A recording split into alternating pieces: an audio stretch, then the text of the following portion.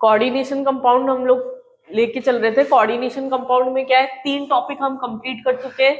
Nomenclature, उसकी basic terms, coordination number, oxidation number, VBT और CFT, जिससे हमने सारी प्रॉपर्टीज निकालना देख लिया था। उसका colour, magnetic property, hybridisation, inner orbital है, आउटर ऑर्बिटल कॉम्प्लेक्स है, लो स्पिन है, हाई स्पिन है, डीडी ट्रांजिशन किस तरीके से होता है, तो ये सब टॉपिक्स हम कवर कर चुके हैं। नेक्स्ट हम लेके चल रहे हैं यहाँ पर isomerism. Isomerism in coordination compound. जैसे ऑर्गेनिक में पढ़ते हैं, 2 टाइप का आइसोमर होता है, एक होता है स्ट्रक्चरल और दूसरा होता है स्टीरियो। सेम उसी तरीके से यहाँ पर है, लेकिन सारा पैटर्न अलग है, टाइप भी अलग अलग है। एक है हमारे पास में स्ट्रक्चरल आइसोमेरिज्म और दूसरा है यहाँ पर स्टीरियो आइसोमेरिज्म।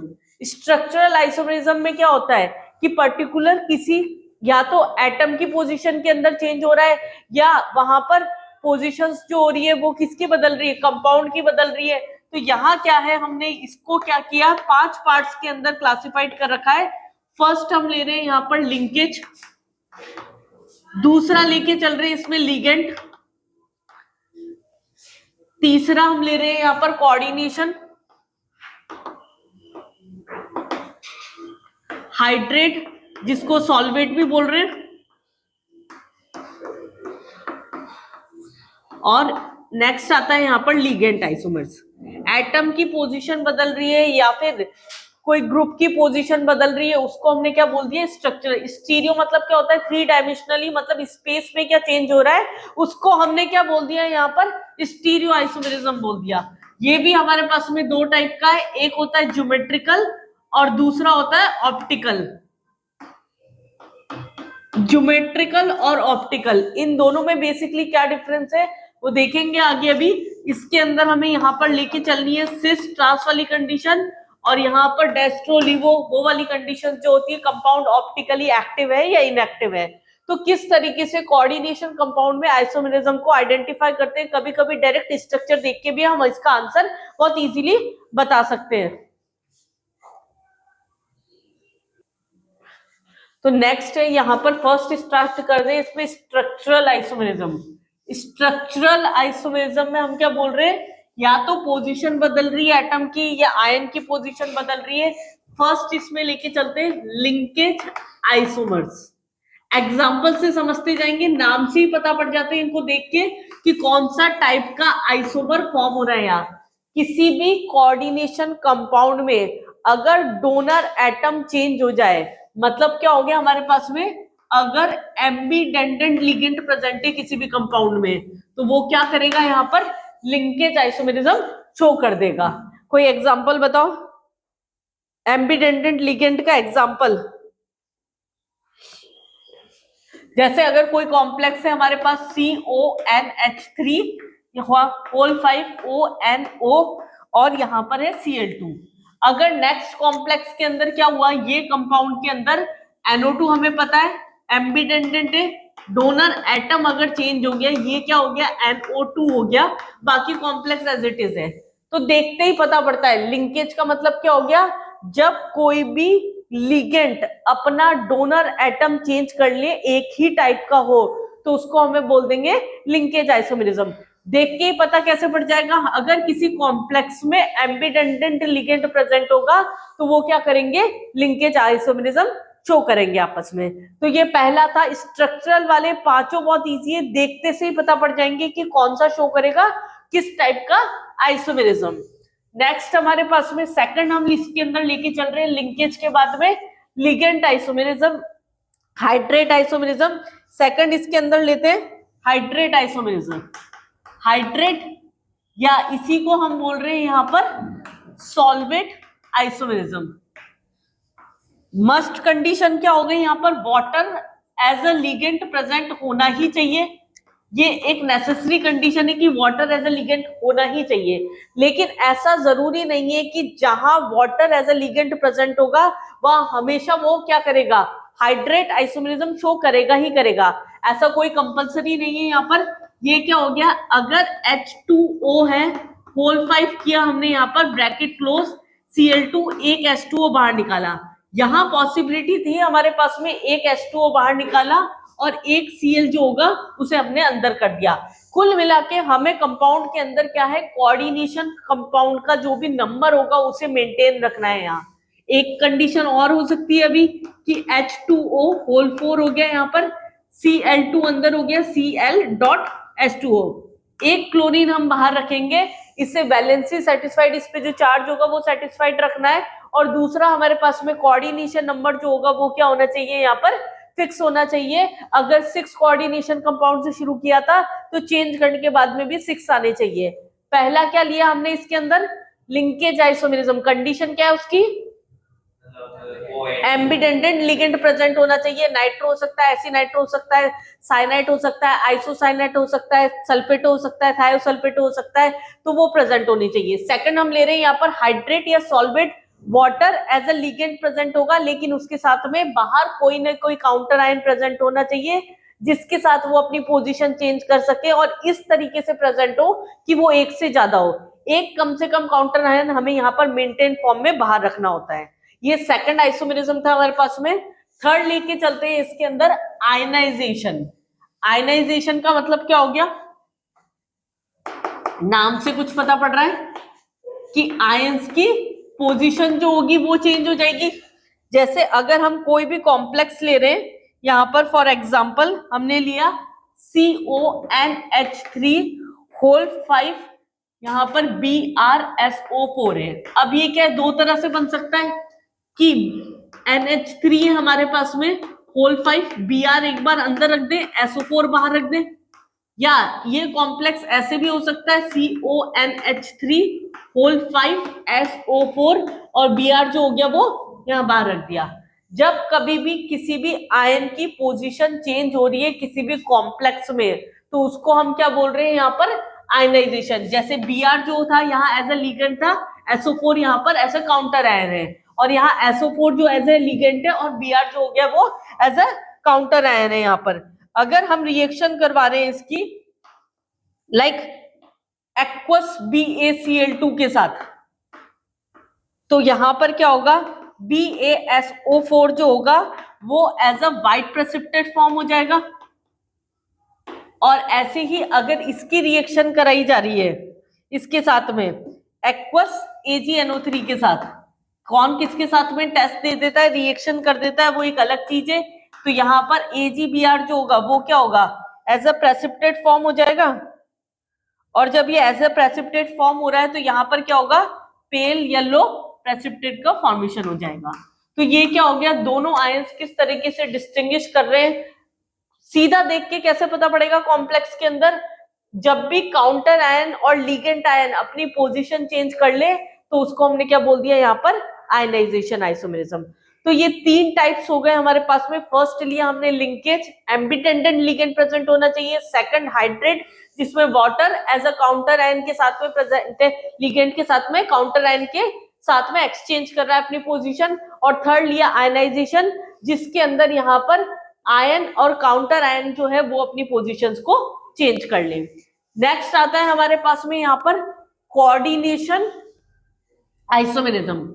कोऑर्डिनेशन में क्या है, नाम से देख के पता पड़ जाता है, वो तो कॉम्प्लेक्स देख के हमें बिल्कुल डायरेक्ट आइडिया हो जाएगा इसमें कि ये कोऑर्डिनेशन शो करेगा। फर्स्ट थिंग यहाँ पर क्या है, दो एंटाइटीज जो होगी वो एक साथ प्रेजेंट होगी। दो एंटाइटीज एक साथ प्रेजेंट होने के अलावा एक क्या होगा, सेंट्रल एटम उसमें कैटायन की तरह बिहेव करेगा, दूसरे में एनायन की तरह बिहेव करेगा, और लिगेंड अपनी पोजीशंस को इंटरचेंज कर लेंगे। तो इसको हमने क्या बोल दिया यहाँ पर, कोऑर्डिनेशन स्फेयर यहाँ पर जो होगा वो ले लिया। जैसे अगर हम एग्जांपल ले रहे हैं कोऑर्डिनेशन के अंदर, कोऑर्डिनेशन आइसोमेरिज्म में CONH3 होल 6 है यहाँ पर, और इसका CrCl6, ये कॉम्प्लेक्स है हमारे पास।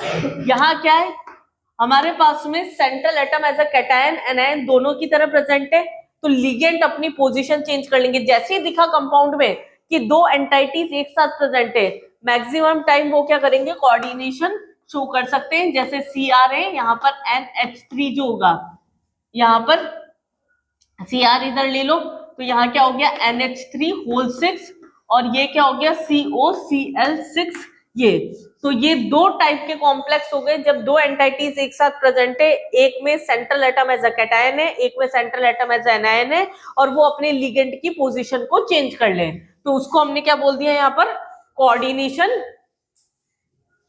आइसोमेरिज्म। और नेक्स्ट आता है यहाँ पर लिगेंड आइसोमेरिज्म। ये बहुत कम केसेस में पूछा जाता है, लेकिन अगर कभी पूछ लिया जाए तो लिगेंड आइसोमेरिज्म क्या होता है, जब किसी में लिगेंड में ही अपनी पोजीशन इस तरीके से चेंज हो जाए कि वो रोटेशन में आ जाए। जैसे अगर कोई कंपाउंड लेते हैं हम यहाँ पर, लिगेंड का मतलब क्या है, यहाँ लिगेंड में अपनी पोजीशन चेंज हो गई। जैसे यहाँ पर अगर इन केस Cl ग्रुप यहाँ प्रेजेंट है, सेकंड पोजीशन में जब ये प्रेजेंट है तो Cl ग्रुप उसके अंदर यहाँ पर प्रेजेंट है, तो ये दोनों आपस में क्या हो गए, लिगेंड आइसोमर हो गए। जब लिगेंड में ही एटम ने अपनी पोजीशन को चेंज कर लिया तो उसको हमने बोल दिया यहाँ पर लिगेंड आइसोमेरिज्म। जैसे अगर हम कोई कॉम्प्लेक्स में से लिख रहे हैं तो कैसे लिखेंगे, CrNH3 होल 5 लाइक, और क्या हो गया हमारे पास में C6H4Cl3 तो कॉमन हो गया यहाँ पर, और सेकंड पोजीशन पर मतलब ऑर्थो पोजीशन पर यहाँ पर क्या हो गया, क्लोरीन प्रेजेंट हो गया, तो इसको हमने क्या बोल दिया, लिगेंड। ऐसे ही CrNH3 होल 5 है, C6H4 मेटा पोजीशन पर क्लोरीन प्रेजेंट है और CH3 प्रेजेंट है। तो किसी लिगेंड के अंदर जब किसी पर्टिकुलर एटम की पोजीशन चेंज हो जाए तो उसको हमने क्या बोल दिया, लिगेंड आइसोमेरिज्म। देख लो एक बार एग्जांपल,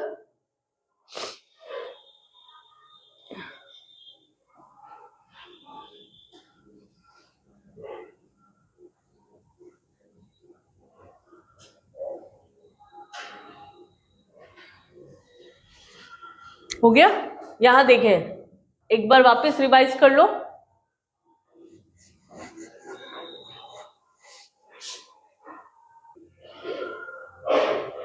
देखें, फर्स्ट हमने यहां पर ले लिया स्ट्रक्चरल आइसोमेरिज्म, जिसको देखते से ही पता पड़ रहा है।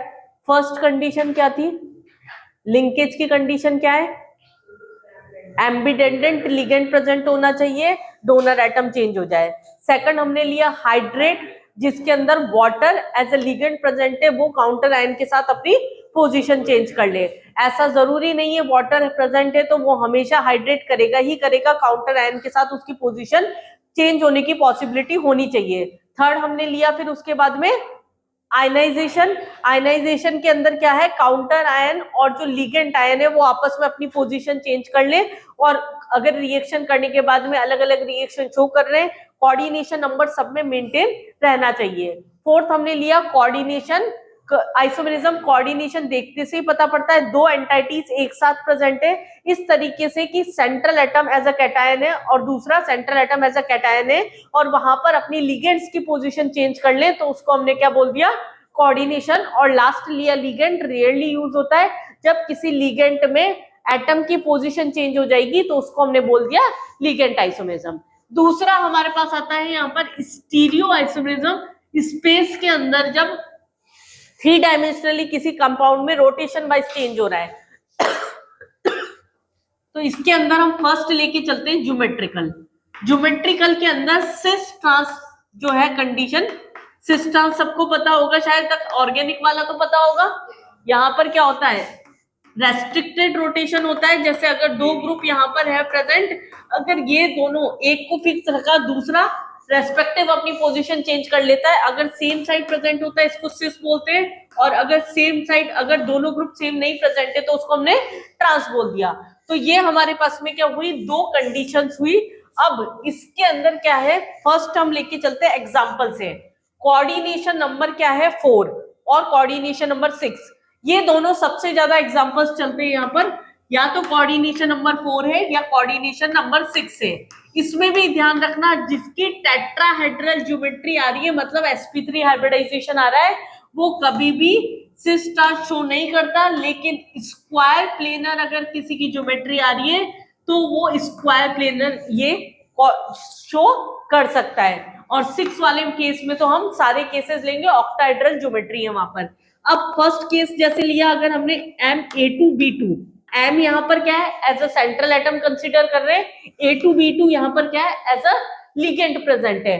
तो यहाँ पर मेटल अगर है, दो लिगेंड्स लिए हमने, ए है और यहाँ पर हमारे पास में B और B, इस तरीके से नहीं लिखेंगे, यहाँ पर हमारे पास में ये कंडीशन है।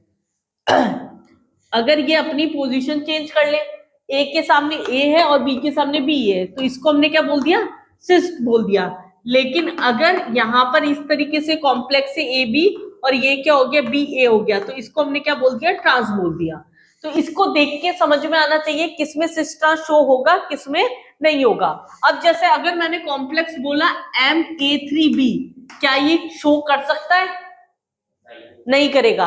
अगर तीनों जगह ए प्रेजेंट है, ए तो बी किसके रेस्पेक्ट में घूमेगा, तो ये किसी भी हाल में नहीं करेगा।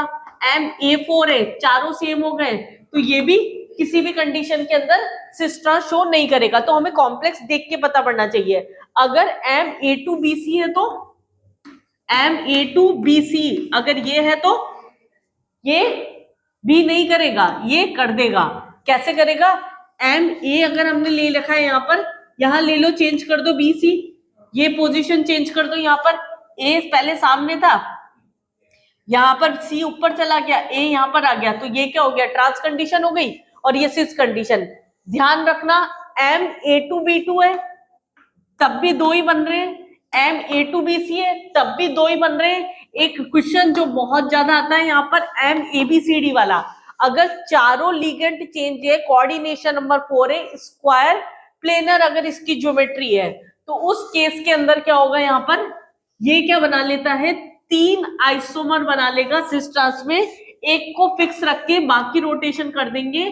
जैसे अगर हम बोल रहे हैं यहाँ पर MABCD कॉम्प्लेक्स है, तो क्या हुआ, ये कॉम्प्लेक्स है हमारे पास में, 4 कोऑर्डिनेट बॉन्ड बन रहे हैं तीनों में, एक को फिक्स रख दिया हमने, ए फिक्स रख दिया, यहां है BCD, रोटेट करना शुरू करो, फिक्स ए के रेस्पेक्ट में BCD, फिर हमने वापस रोटेट कर दिया BC और D, तो ये क्या होते हैं, 3 आइसोमर बनते हैं यहाँ पर ज्योमेट्रिकल के।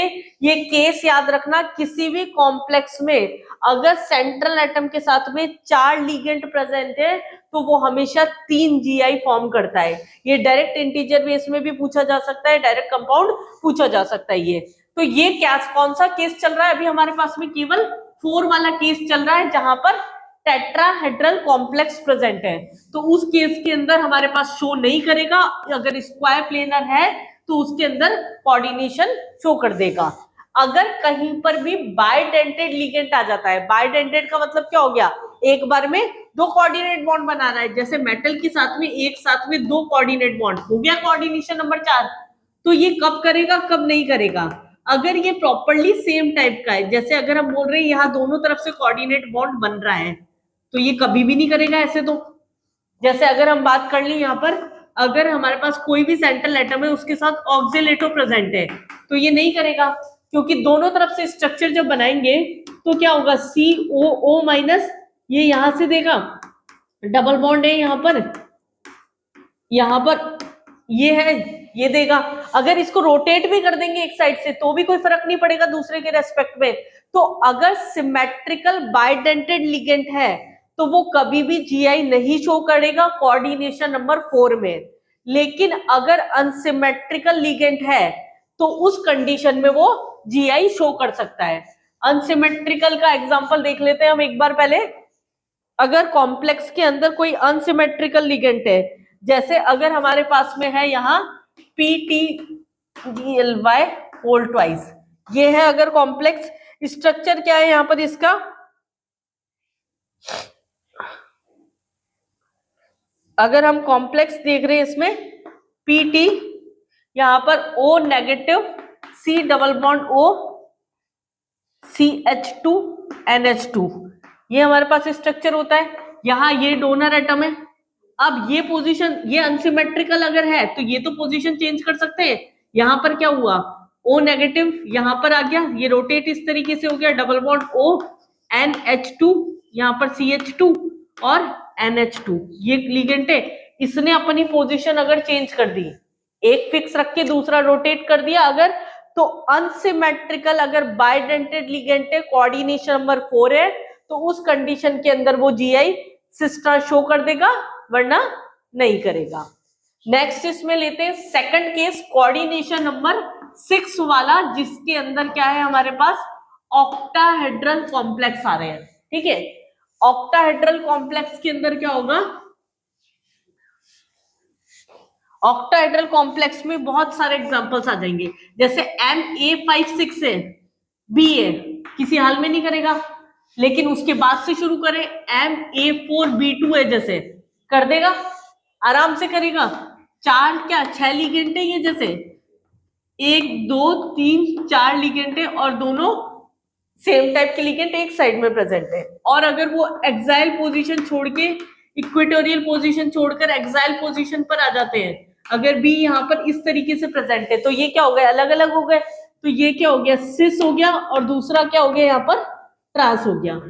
ऐसे हमें देख करेगा, ये सिस हो गया, ये ट्रांस हो गया, A4B2 हो गया, B3 हो गया, A4BC हो गया, A3BCD हो गया, A2BCDE हो गया, ABCDE हो गया, F हो गया। ये टोटल 15 बना लेते हैं। तो इसकी एक टेबल है कि कितने आइसोमर्स बनेंगे, कौन सा ऑप्टिकली एक्टिव होगा, कौन सा ऑप्टिकली इनएक्टिव होगा, वो एक दूसरी कंडीशन है। वहां ऑप्टिकल में पढ़ेंगे तो ये क्या करेंगे, सिस और ट्रांस दोनों शो कर देंगे। ये कौन से एग्जांपल्स है, अभी केवल यूनिडेंटेड लिगेंड वाले। यूनिडेंटेड लिगेंड के अंदर किसमें शो करेगा, किसमें नहीं करेगा। अब इसमें भी एक केस अलग से चलता है, स्पेशल केस है ये, जो पूरे कोऑर्डिनेशन के अंदर ही आता है। आइसोमेरिज्म में ये वर्ड और कहीं नहीं आएगा, और केमिस्ट्री में फेशियल और मेरिडोनल। अगर MA3B3 है तो ये दो टाइप से रिप्रेजेंट करते हैं, एक को बोलते हैं फेशियल और दूसरे को बोलते हैं यहाँ पर मेरिडोनल। इस पे क्वेश्चन आ जाता है जनरली, क्योंकि ये एक स्पेसिफिक केस है इसका। अब फेशियल और मेरिडोनल के अंदर क्या है, यहाँ पर अगर हमारे पास में बाइडेंटेड लिगेंड है, यहाँ पर क्या है, ये हमारे पास में ये लिगेंड है, जिसके अंदर अगर एक ही प्लेन के अंदर सेम टाइप के लिगेंड प्रेजेंट है। प्लेन क्या, ऑक्टाहेड्रल ज्योमेट्री है हमारे पास में। यहाँ पर अगर प्लेन से काट रहे हैं, एक प्लेन में तीनों सेम टाइप के लिगेंड आ रहे हैं। अगर हम ये प्लेन ले लें यहाँ से, अगर ये तीनों एक ही प्लेन में आ रहे हैं, तो इसको हमने क्या बोल दिया, फेशियल बोल दिया। और अगर ये अपोजिट प्लेन में या डिफरेंट प्लेन में प्रेजेंट है, लाइक ये कंडीशन हो गई हमारे पास में A, B और B, इन दोनों ने अपनी पोजीशन चेंज कर ली, मतलब सेम प्लेन में नहीं आ रहे हैं अगर ये, तो इसको क्या बोल दिया, मेरिडोनल। शॉर्ट में इसको कहीं कहीं नॉमेनक्लेचर के साथ दे दिया, तो MER या यहाँ पर FES इस तरीके से लिखा मिलेगा ये। तो ये दो स्पेसिफिक कंडीशन है MA3B3 की, जहां ऑक्सीडेशन नंबर नहीं, कोऑर्डिनेशन नंबर जो है हमारे पास में क्या आ रहा है, 6 आ रहा है। ये क्या करते हैं, फेशियल और मेरिडोनल स्पेसिफिक दो केसेस जो होते हैं वो रिप्रेजेंट करते हैं। तो कोई भी कंपाउंड अगर मैं देती हूं तो उसको देख के बता सकते हो कि वो सिस्टर शो करेगा या नहीं करेगा। जैसे अगर हम कोई कॉम्प्लेक्स ले रहे हैं, अगर मैंने बोला कंपाउंड है CONH3 होल थ्राइस Cl3, क्या ये कर देगा? जनरल फॉर्मूले से मिला लो इसे, बाइडेंटेड नहीं है, यूनिडेंटेड है, MA3B3 है, आराम से करेगा। अगर यहाँ Cl2Br होता तब भी कर देता, अगर ClBrF होता तब भी कर देता। तो हम जनरल फॉर्मूले से मिला के कॉम्प्लेक्स में आराम से देख सकते हैं कि कौन सा कंपाउंड शो करेगा, कौन सा नहीं करेगा। अगर हमारे पास कॉम्प्लेक्स है बाइडेंटेड लिगेंड का कोई, जैसे ये कॉम्प्लेक्स है हमारे पास ऐसा, क्या ये शो करेगा? करेगा। ये है बाइडेंटेड लिगेंड। अगर कोई बाइडेंटेड लिगेंड एक जैसे है तो ये शो नहीं करेगा, चार्ज कुछ भी हो सकता है प्लस माइनस।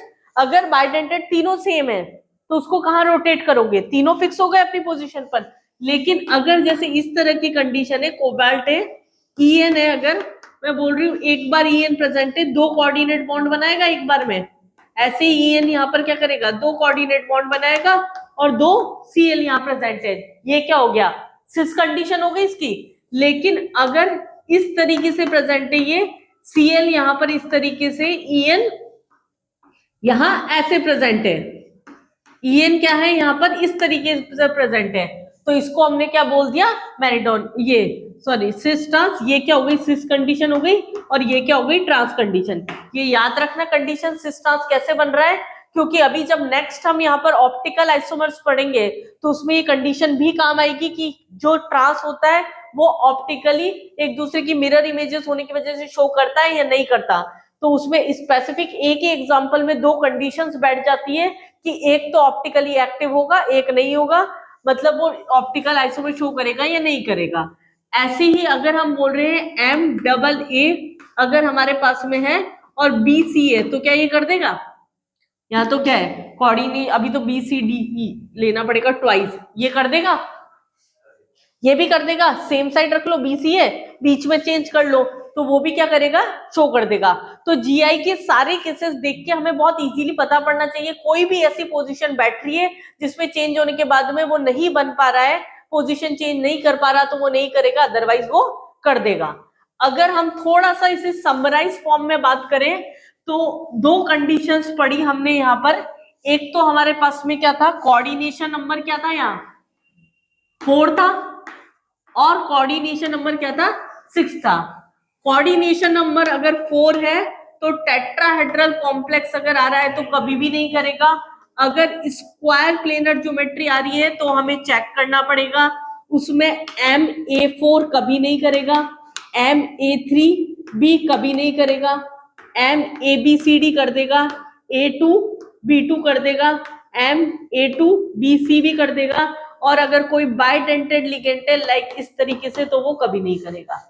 तो ये हमने केसेस पढ़े। अब इसमें भी दो केस पढ़े, अगर ये सिमेट्रिकल है जैसे AA है अगर तो नहीं करेगा, लेकिन अगर ये अनसिमेट्रिकल है जैसे AB मतलब अलग अलग ग्रुप दोनों साइड से प्रेजेंट हो गए तो वो शो कर देगा। बट हाँ EN वाला एग्जांपल थोड़ी ना लिया था हमने, GL लिया था, नहीं उसके बाद में EN वाला भी एक, हाँ लेकिन वो बाइडेंटेड इधर लिया था 6 वाले केस में, यहाँ तो सेम है ना, अगर बना के देख लो एक बार, ये दोनों केस है, यहाँ डबल ये है, ये क्या कहाँ से करेगा, किसको रोटेट कर सकते हैं, यहाँ पर जैसा घुमाएंगे वो वैसा का वैसा रह जाएगा। अगर 6 वाले केस में तो बात साथ में यूनिट एंडेड भी प्रेजेंट है ना तो कर देगा। अगर हमारे पास में यहाँ पर शुरू किया A6 नहीं करेगा, A5B नहीं करेगा, A4B2 से करना शुरू कर देगा, आगे यहाँ पर A3B3 कर देगा, जिसमें हमने दो केसेस भी पढ़े स्पेसिफिक, फेशियल और मेरिडोनल। अगेन A3BCD कर देगा, A4BCDE कर देगा, A2B2C2 कर देगा, MA4 के बाद A5BCDE, A5 तो रहेगा ही नहीं, कम करते जाओ इसे, 4 ले लिया था, 3 ले लिया था, ये इतने होंगे ही नहीं।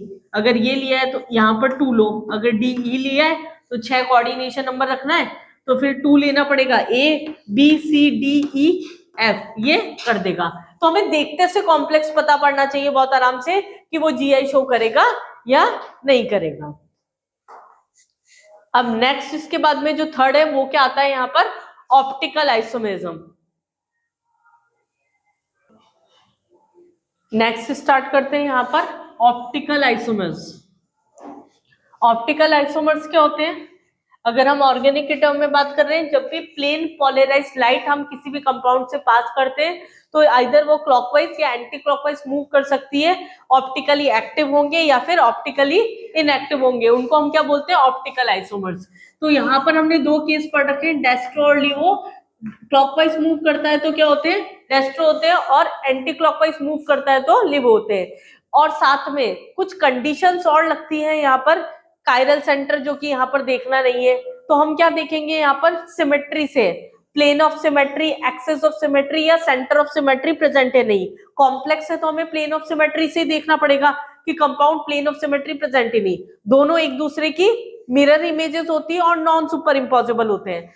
तो अगर कोई भी कंपाउंड है जिसका कोऑर्डिनेशन नंबर 4 आ रहा है, कुछ भी हो, जैसे MA2B2 आ रहा है, या फिर अगर हमारे पास में A2BC भी आ रहा है, तो यहाँ पर क्या है, स्क्वायर प्लेनर ज्योमेट्री है, सिमेट्रिकल स्ट्रक्चर होने की वजह से प्लेन ऑफ सिमेट्री प्रेजेंट होती है, तो ये क्या होंगे, हमेशा ऑप्टिकली इनएक्टिव होंगे, तो ये क्या करते हैं, ऑप्टिकल आइसोमर शो नहीं करेंगे।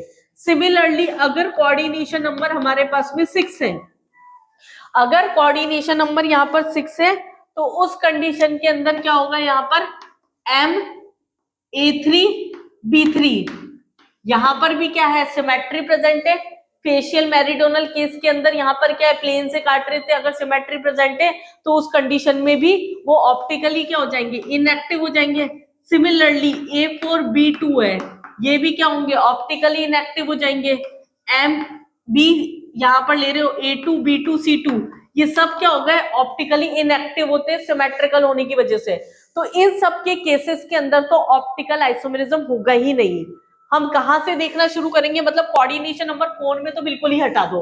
अगर किसी कॉम्प्लेक्स का कोऑर्डिनेशन नंबर 4 आ रहा है, भले ही वहां पर बाइडेंटेड भी हो, जैसे अगर हमारे पास में A2 अगर ले रहे हैं होल ट्वाइस, कुछ भी है n प्लस माइनस, तो ये कभी भी ऑप्टिकल आइसोमेरिज्म शो नहीं करेगा।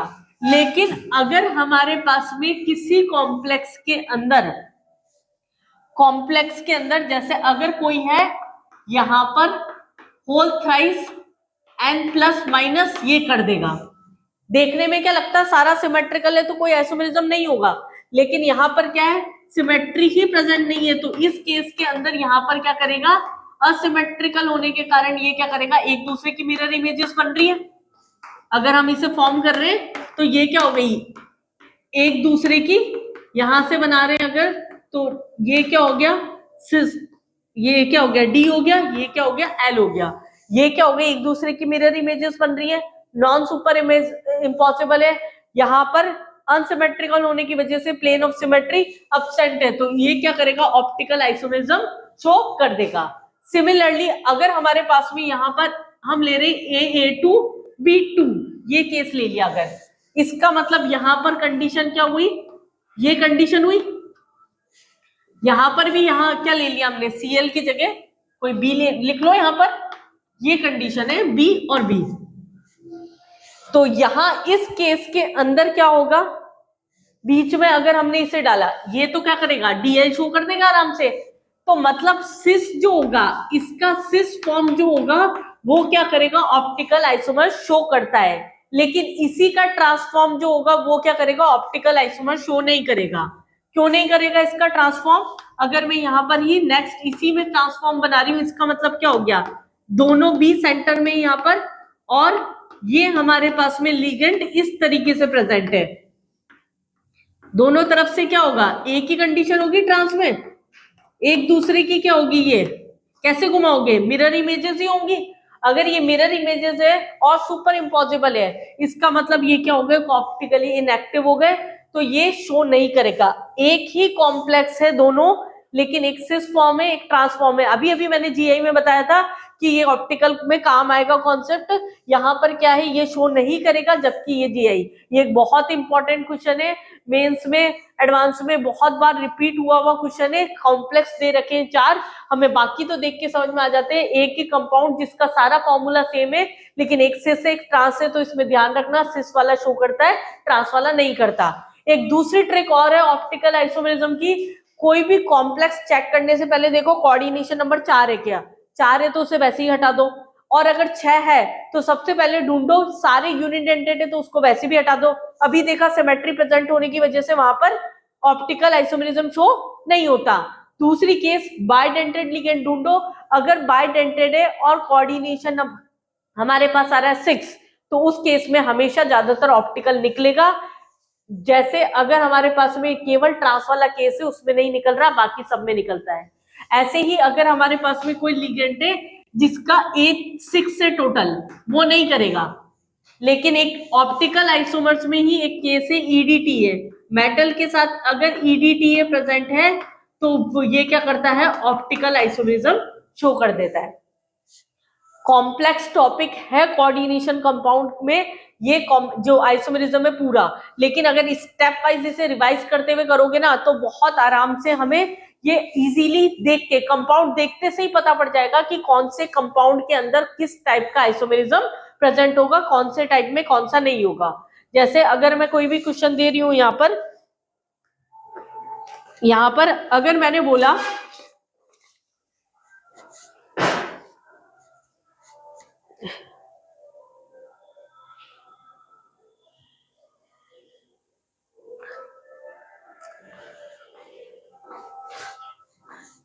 सारा हमने देखा, जीआई कब शो कर रहा है, स्ट्रक्चरल कब शो कर रहा है, स्टीरियो कब शो कर रहा है। मैं कॉम्प्लेक्स बना रही हूं, उसमें डायरेक्ट आइसोमेरिज्म बताना कि कौन से के अंदर कौन सा कॉम्प्लेक्स कौन सा कंपाउंड शो कर सकता है। जैसे अगर मैंने दिया फर्स्ट कंपाउंड दे रही हूं NH3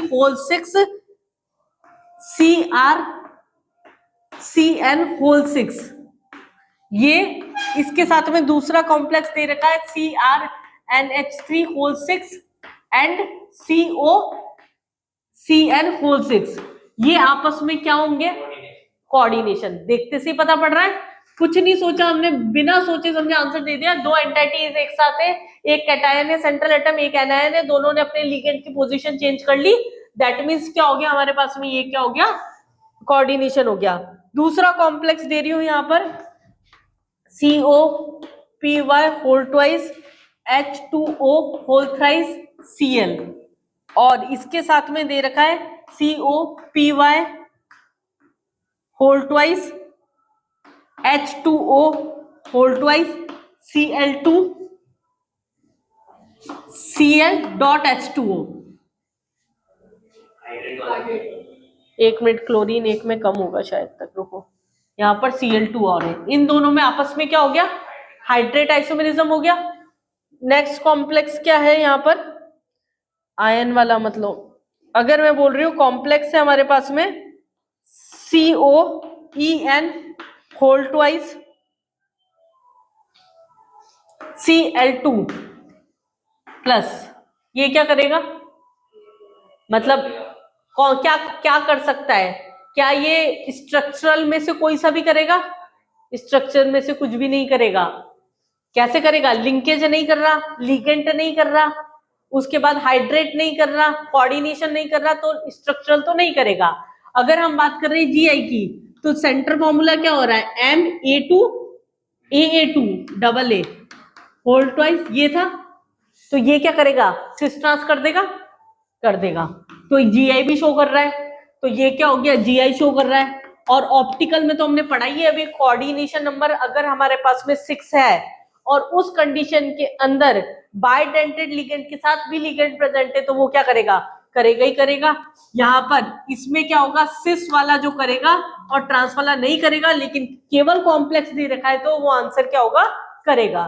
तो इस तरह कॉम्प्लेक्स देके पूछ लेंगे कि वो ऑप्टिकल करेगा, जीआई करेगा, या नंबर ऑफ कितने हो जाएंगे यहाँ पर जीआई या ऑप्टिकल कितने बनेंगे, या यहाँ पर किस टाइप का आइसोमर, दो कॉम्प्लेक्स दे दिए, किस टाइप का आइसोमर ये शो करता है। तो ये कोऑर्डिनेशन का वापस एक बहुत ही ज्यादा इंपॉर्टेंट टॉपिक था, जिसमें से क्वेश्चंस आने के चांसेस बहुत ज्यादा होते हैं। बहुत आराम से एक बार रिवाइज करोगे तो इसके क्वेश्चंस इजीली अटेम्प्ट कर सकते हो। नेक्स्ट लेक्चर में हम यहाँ पर लेके चलेंगे अब कोऑर्डिनेशन कंपाउंड के स्टेबिलिटी फैक्टर्स, कलर कॉम्प्लेक्स किस तरीके से वो शो करता है, उसके अलावा कुछ छोटे छोटे पॉइंट्स हैं जैसे EAN क्या है, बर्नर्स थ्योरी क्या है। बहुत मेजर पोर्शन जो था इस चैप्टर का वो कंप्लीट हो चुका है। इसके बाद हमें छोटे छोटे टॉपिक्स इसके वो कवर करके चलने हैं, तो साथ साथ में पढ़ते जाओ, मॉड्यूल शीट्स लगाते जाओ, साथ में NCERT भी सॉल्व करते जाओ इसके, जिससे चैप्टर साथ साथ में कंप्लीट हो जाए तुम्हारा।